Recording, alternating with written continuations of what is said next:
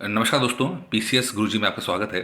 दोस्तों, UP PCS 2021 pre के लिए जो कि 24 अक्टूबर को एग्ज़ाम होने वाला है, उसके लिए कुछ बहुत ही इंपॉर्टेंट करंट अफेयर्स लेकर हाजिर हुए हैं। 15 सितंबर से लेकर 5 अक्टूबर के बीच में जो भी घटनाएं घटी हैं, जो कि एग्ज़ाम के लिए हमारे लिए इंपॉर्टेंट है, उन सबको इस पीडीएफ के माध्यम से कवर किया जा रहा है। कई बार ऐसा होता है कि जो स्टैंडर्ड किताबें मार्केट में अवेलेबल हैं, चूंकि वो किताबें पहले छप जाती हैं, तो ये जो आखिरी करंट अफेयर्स है वो मिस हो जाता है। तो इस पीडीएफ के माध्यम से आपका जो बचा हुआ और जो छूटा हुआ जो करंट अफेयर्स है वो कवर हो जाएगा। इस पीडीएफ को मैंने टेलीग्राम ऐप में हमारे जो पीसीएस गुरुजी का ग्रुप है उसमें अपलोड किया हुआ है। आप वहाँ से जाकर इसको डाउनलोड कर सकते हैं। तो पहला करंट अफेयर्स ये है कि pink ball warm pink ball warm नाम का एक पेस्ट यानी कि कीट जो है उसने पंजाब में कपास यानी कॉटन की खेती पर अटैक किया है और काफ़ी डिस्ट्रॉय कर दिया है। लगभग 30-40% जो कपास की खेती है, पिंक बॉल वर्म नाम के कीट ने उसे बर्बाद कर दिया है।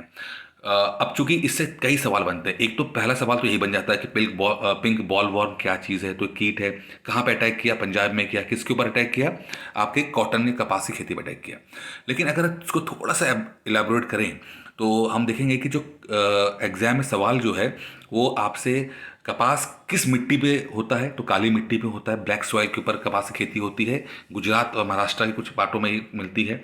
और कुछ पेस्ट वगैरह भी होते हैं जो अलग अलग उस पर अलग अलग खेती पर अलग अलग चीज़ों पे अटैक करते हैं। तो थोड़ा सा हो सके तो आप जब आप एग्रीकल्चर का पढ़ रहे हो तो इस चीज़ पे भी ध्यान दीजिएगा। 4-5 जो पेस्ट हैं उसके बारे में जानने की कोशिश कीजिएगा।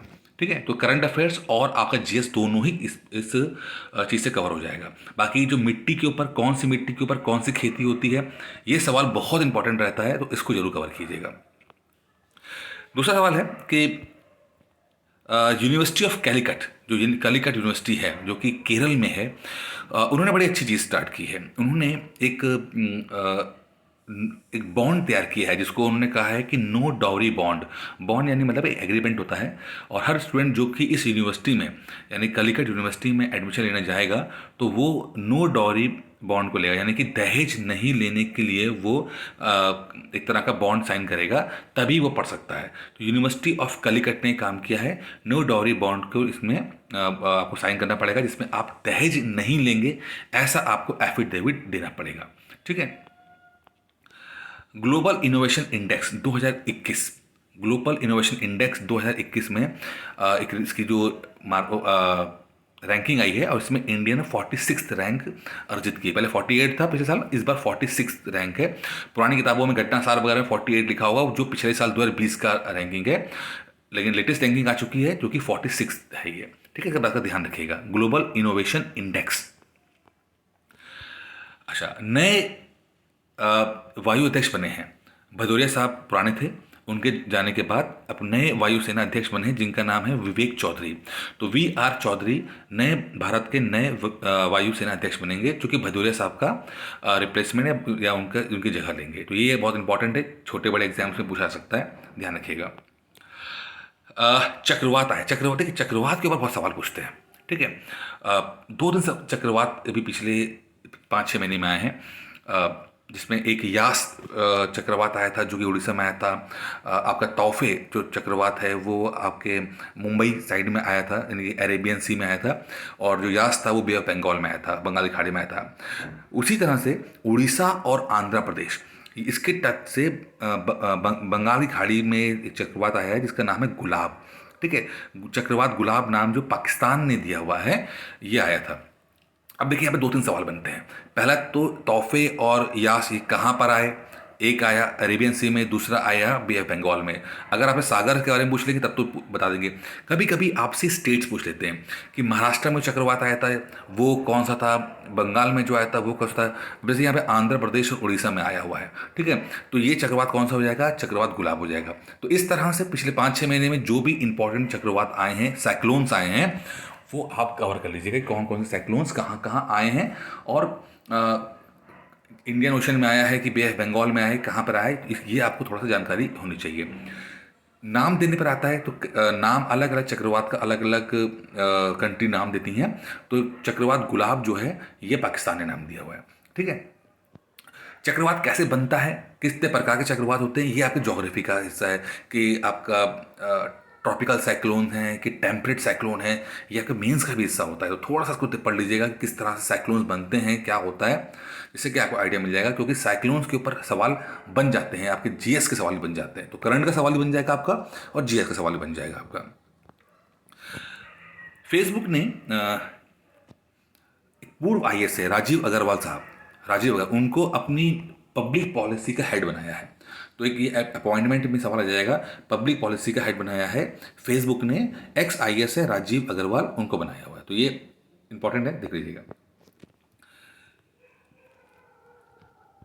स्पेन में, स्पेन के पास एक स्पेन का एक आइलैंड है वहाँ पर, जिसको कैनेरी आइलैंड कहते हैं।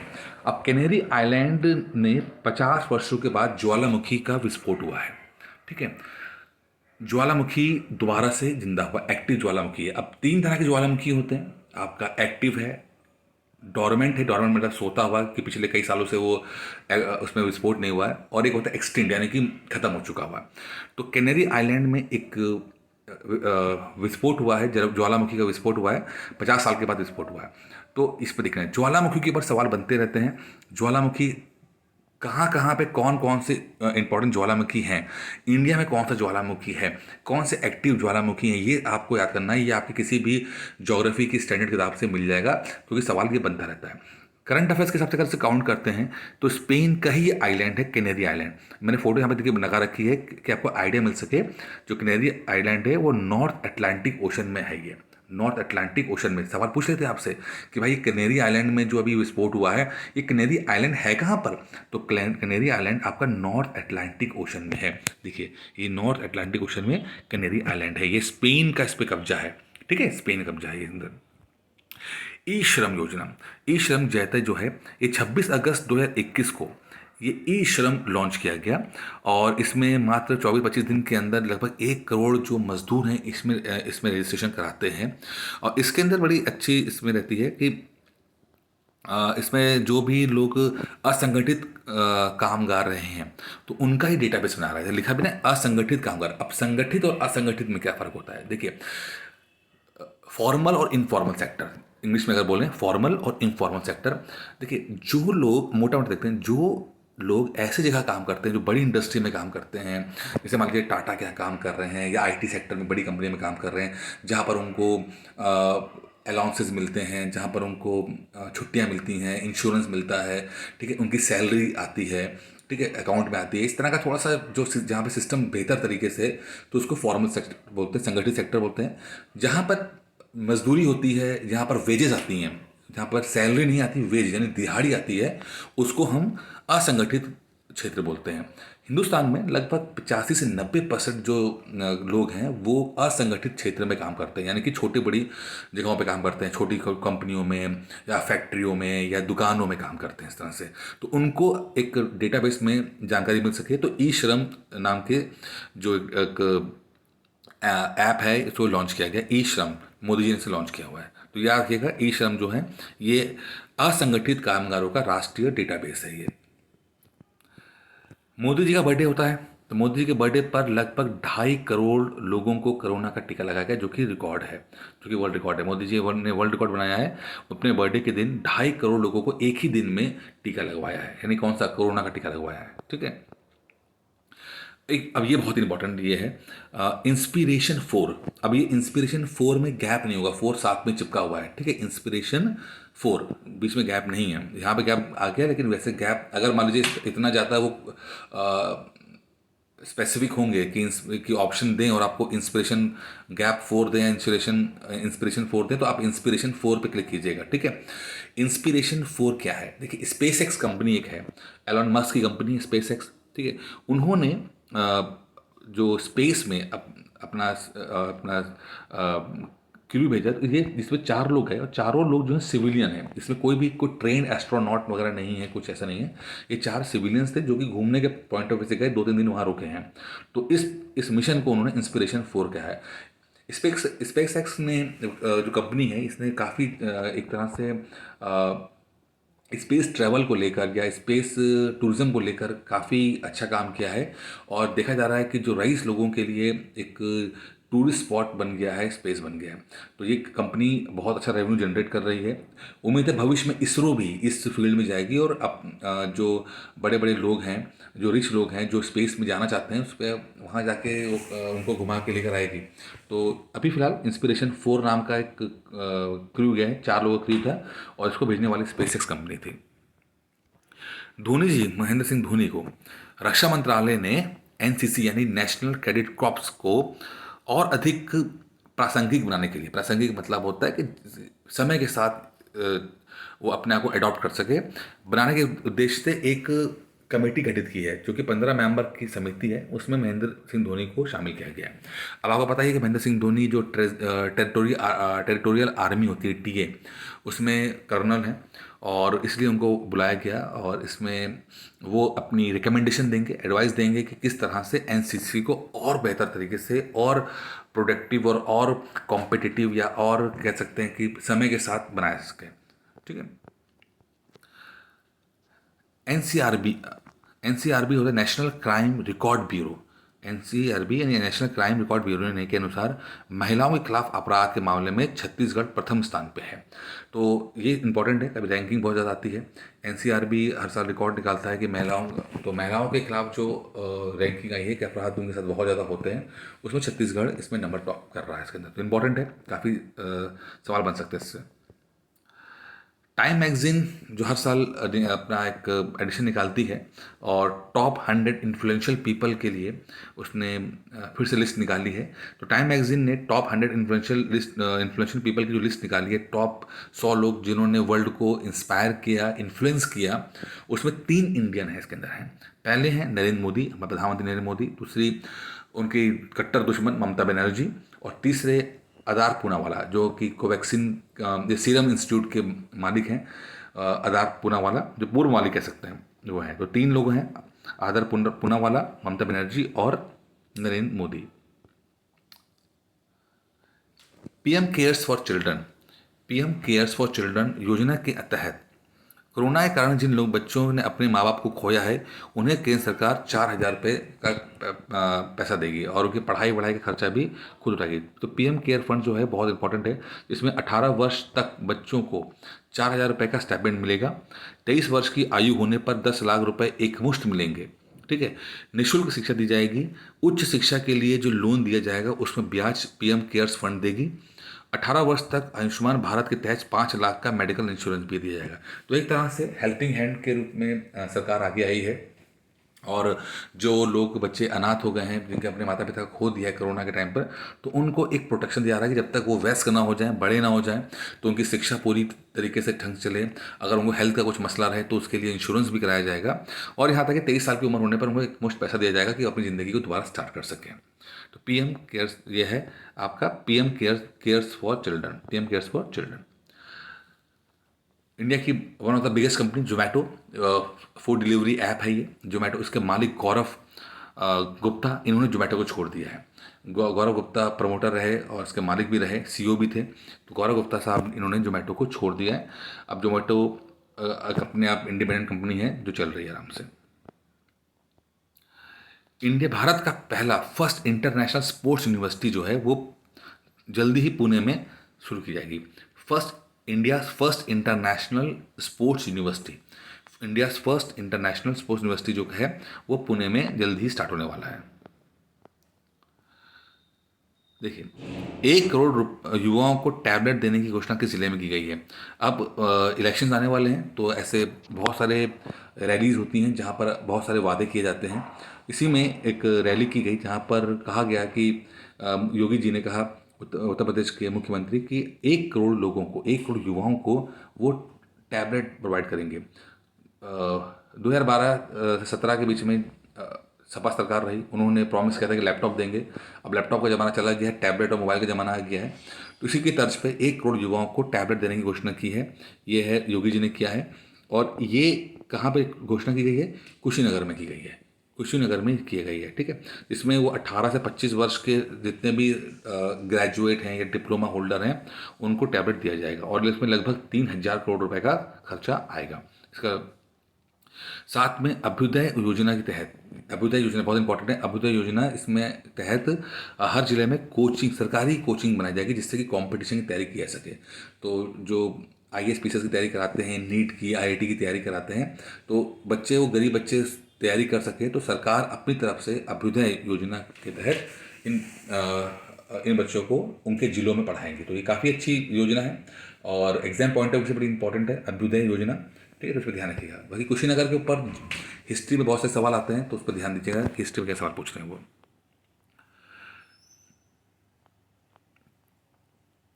विश्व का सबसे बड़े कंटेनर शिप एवरग्रीन एवरएस ने यूके तट पहुंचा हुआ है। देखिए, एक कंपनी है एवरग्रीन, ठीक है, इन्होंने कुछ चार पांच बड़े बड़े शिप बनाए हैं जो वर्ल्ड के सबसे बड़े कंटेनर शिप है। कंटेनर शिप का मतलब है अपने साथ कंटेनर लेके वो मूव करते हैं, बड़े बड़े जो सामान के जो कंटेनर होते हैं उसको लेकर मूव करते हैं। तो उन्होंने एवर्स एस नाम का एक कंटेनर बनाया है जो सबसे बड़ा जहाज माना जाता है, कंटेनर शिप माना जाता है। तो एवर एस है, एवरग्रीन है। अब एवरग्रीन का ही एक जहाज ऐसा था जो कि वो सुएज कैनाल में एवरग्रीन नामक जो था वो वहाँ पर फंस गया था।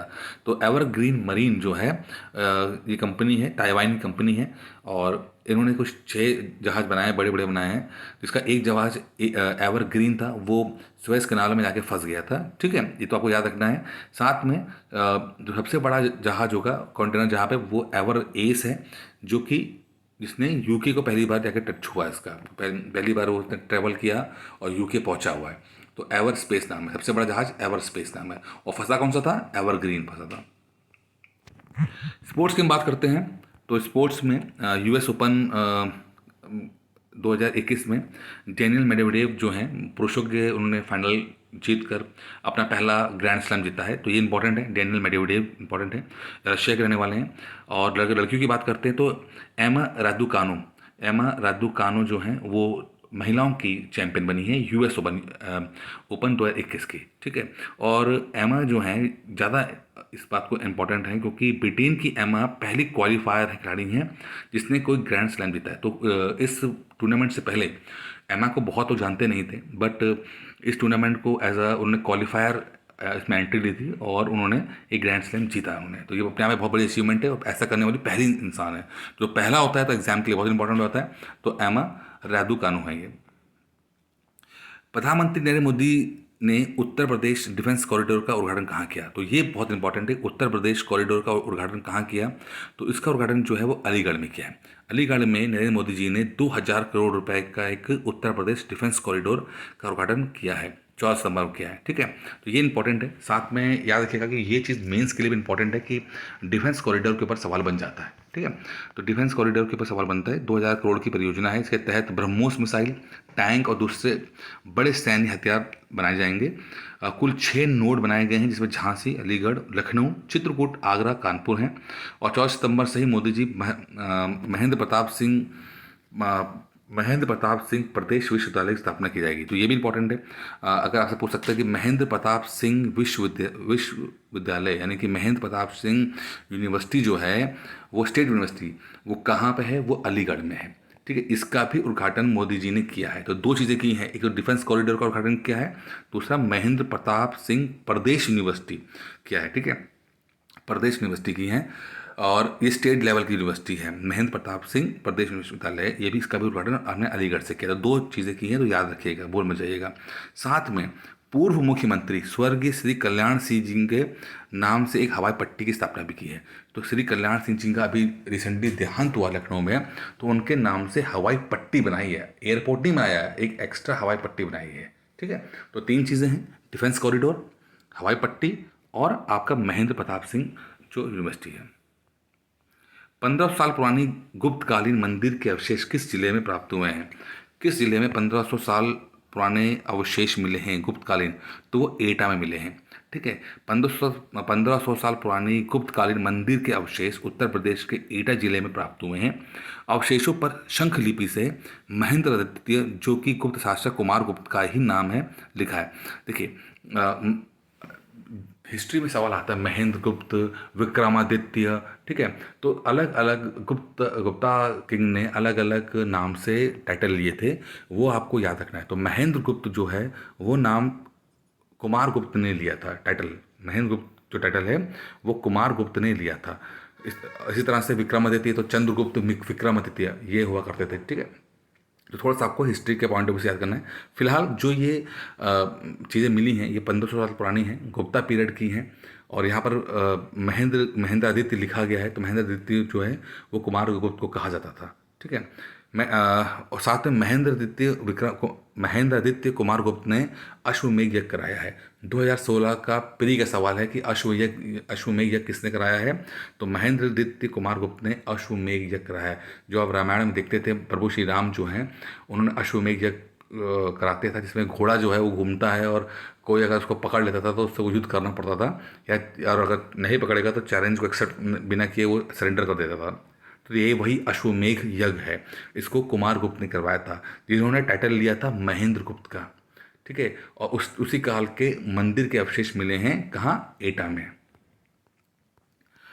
Medicine from sky, medicine from sky ये एक योजना है, वो किस राज्य ने स्टार्ट की है। मेडिसिन फ्रॉम स्काई जो योजना है वो आपका तेलंगाना ने स्टार्ट की है। कहाँ से स्टार्ट की है, तेलंगाना ने शुरू की है। और इससे ड्रोन से सप्लाई होगी, ठीक है। दवाइयाँ वगैरह जो है वो दूर दराज में पहुँच सकें तो उसके लिए ड्रोन की हेल्प ली जाएगी। इसके अंदर वैक्सीन है, दवाइयाँ हैं, ये सब। भारत ने किस देश के साथ अपना पहला 2+2 डायलॉग आयोजित किया है। 2+2 एक डायलॉग सीरीज होती है जिसमें दो कंट्रीज आपस में डिस्कशन करते हैं। तो इंडिया ने अभी रिसेंटली, वैसे तो कई कंट्रीज़ के साथ इंडिया के डायलॉग होते हैं 2+2 नाम से, अमेरिका हो गया, ऑस्ट्रेलिया हो गया, अमेरिका हो गया, रशिया हो गया, बाकी कंट्री हो गए। पहली बार ऑस्ट्रेलिया से इन्होंने डिस्कशन किया है।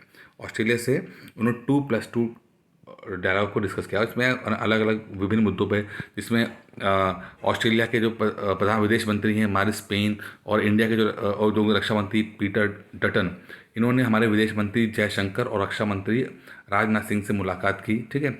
दिल्ली में ये मुलाकात हुई जिससे मुख्यतः व्यापार को बढ़ावा देने की बात की गई। अन्य मुद्दे जैसे आर्थिक सुरक्षा, साइबर, क्लाइमेट, क्रिटिकल टेक्नोलॉजी और सप्लाई चेन पर भी खूब चर्चा की गई। तो कई तरह का सहयोग करने का प्रॉमिस किया गया एक दूसरे से। भारत और ऑस्ट्रेलिया इंडो पैसिफिक क्षेत्र में एक दूसरे के भरोसेमंद सहयोगी के रूप में उभरे हैं, ठीक है। क्योंकि क्वाड जो है, जो क्वाड मीटिंग अभी अमेरिका में हुई, और क्वाड का एक ग्रुप बनाया जा रहा है जिसमें इंडिया, ऑस्ट्रेलिया, अमेरिका और जापान मिलकर एक तरह से इंडो पैसिफिक रीजन में चाइना का सामना करेंगे, उसको फेस करेंगे, तो बनाया गया इसके अंदर। भारत का पहला MRSAM medium range surface to air defence missile system कहाँ लगाया गया है। भारत का पहला MRSAM medium range surface to air missile defence system आपका जैसलमेर में लगाया गया है। कहाँ लगाया गया है, जैसलमेर, राजस्थान के अंदर लगाया गया है। बहुत रेगिस्तानी इलाका है जैसलमेर। भारत की DRDO और इसराइल की IAI कंपनी ने जैसलमेर में भारत का पहला MRSAM डिफेंस सिस्टम बनाया है, जिसकी रेंज 70 किलोमीटर है, और इसका उद्घाटन हमारे रक्षा मंत्री राजनाथ सिंह ने किया है। भारत और इसराइल के बीच लगभग $1 बिलियन का रक्षा समझौता हो चुका है। भारत और इसराइल, अमेरिका ने डिफेंस टेक्नोलॉजी के आदान प्रदान पर समझौता किया है। भारत के रूप में अमेरिका को इंडो पैसिफिक में एक भरोसेमंद पार्टनर और एक बड़ा रक्षा बाजार मिलता है। भारत इसराइली हथियारों का सबसे बड़ा खरीदार है, खासकर इजरायली रडार और डिफेंस सिस्टम का। 2018 में भारत ने स्ट्रेटेजिक ट्रेड ऑथराइजेशन 1 स्टेटस प्राप्त किया, जिससे डुअल यूज टेक्नोलॉजी प्राप्त हो गई, जैसे कि हम उस टेक्नोलॉजी को हम शांति के समय भी हम इस्तेमाल कर सकें और युद्ध के समय भी हम उसको इस्तेमाल कर सकें, ठीक है। तो स्ट्रेटेजिक ट्रेड ऑथराइजेशन 1 स्टेटस प्राप्त किया, जिसमें डुअल यूज टेक्नोलॉजी की बात की गई है। विश्व की सबसे बड़ी मशीन जो वायु से कार्बन डाइऑक्साइड CO2 को सोख लेती है, कहाँ लगाई गई है। वायु से कार्बन डाइऑक्साइड को सोख लेने वाली जो मशीन है वो आइलैंड में लगाई गई है, यानी आइसलैंड जिसे हम कहते हैं, आइसलैंड में लगाई गई, यूरोप के अंदर है। और इसमें ओरका नामक मशीन लगाई गई है, ORCA। कहाँ लगाई गई है, आइसलैंड में। और ओरका कंपनी लगाई है, जो प्रत्येक वर्ष 4000 टन कार्बन डाइऑक्साइड को वायु में सोखकर जमीन के नीचे ले जाकर उसे चट्टानों में बदल देती है, ठीक है।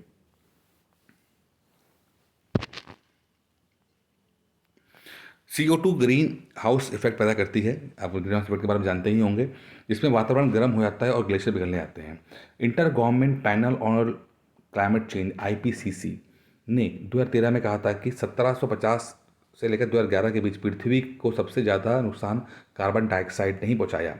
वैसे तो दूसरे मॉलिक्यूल जैसे मीथेन आदि में हीट टैपिंग एबिलिटी दो कार्बन डाइऑक्साइड से ज़्यादा होती है, पर कार्बन डाइऑक्साइड की अत्यधिक मात्रा में उपलब्धता उसे बहुत ही खतरनाक बना देता है, क्योंकि कार्बन डाइऑक्साइड जो है वो हर जगह से निकल रही है, इंसान भी छोड़ रहे हैं, दूसरा उसको मशीन गाड़ियों से भी निकल रहा है। इस कारण से ये इसकी अवेलेबिलिटी बहुत ज़्यादा है, इसलिए कार्बन डाइऑक्साइड से नुकसान बहुत ज़्यादा हो रहा है।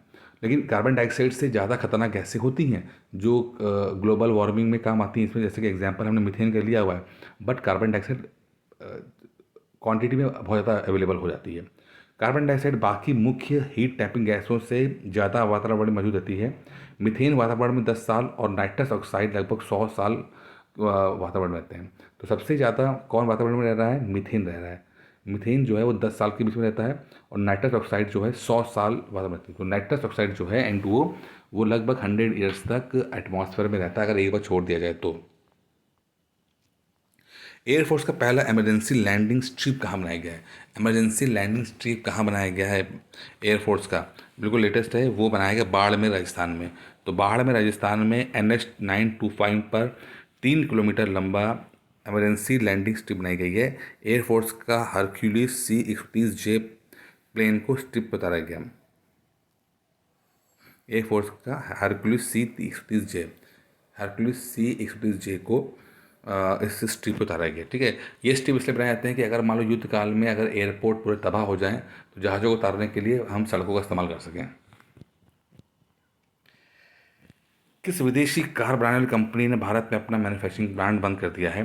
तो चूंकि बहुत नुकसान हो रहा था उस कंपनी को, तो उसने अपना मैन्युफैक्चरिंग प्लांट बंद कर दिया है, और कंपनी का नाम है फोर्ड। तो फोर्ड आइकन या फोर्ड वगैरह चीज़ें नहीं मिलेंगी इंडिया में, और इसने अपना मैन्युफैक्चरिंग प्लांट बंद कर दिया है। अगर वो अब माल बेचेगा भी तो असेंबल करा के या मंगा के बेचेगा इसमें।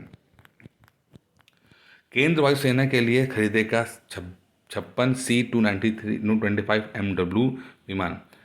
ठीक है, 56C-295 MW विमान जो है इंडियन वायुसेना से खरीदेगा।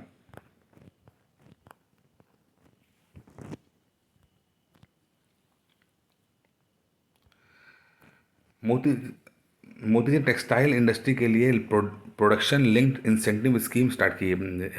ठीक है, PLI जो स्कीम है, PLI, ठीक है, वो स्कीम स्टार्ट की है मोदी जी ने टेक्सटाइल इंडस्ट्री के लिए।